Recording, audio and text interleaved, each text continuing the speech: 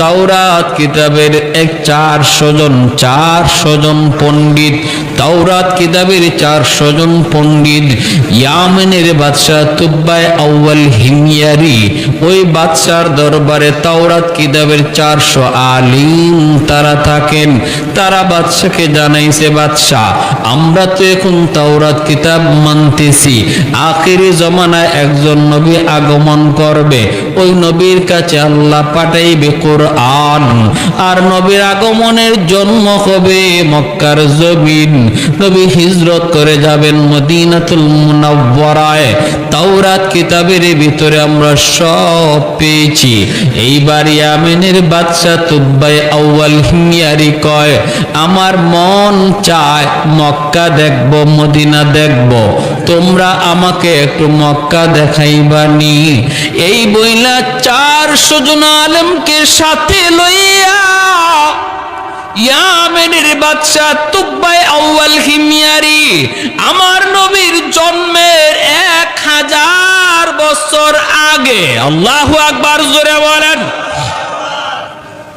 ইতিহাস প্রসিদ্ধ এক ইতিহাসের কিতাব আল বেদায়া ওয়ান নেহায়া, এই কিতাবের ভিতরে ঘটনা এনেছেন। নবীর সম্মানের কথা কি বলবো, আমার নবীর জন্মের আগের শানের কথাটা শুধু শুনেন, মনোযোগ দিয়া শুনেন।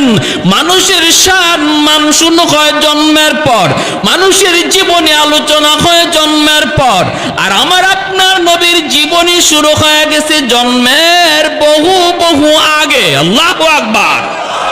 ইয়ামেনের বাদশা কয় আমি মক্কায় যাব, 400 জন আলেম সঙ্গে লইয়া, বিশাল সৈন্যবহর সাথে লইয়া তারা মক্কার ভিতরে ঢুকতে যাবে। মক্কার ভিতরে মাত্র ঢুকতে যাবে রে ভাই, ইয়ামেনের বাদশা দেখে মক্কার কোনো মানুষ তারে স্বাগতম জানাইতে বের হয় না। বাদশার মাইন্ডে বড় লাগলো, বাদশা বড় মাইন্ডে লাগলো। বাদশা আলেমদেরকে বলতেছে, ঘটনা কি, এতভাবে জানাইলাম, এত নিউজ দিলাম আমি মক্কা আসতেছি, তখনকার সময়ের সবচেয়ে ক্ষমতাধর বাদশা, এত বড় বিশাল বহর,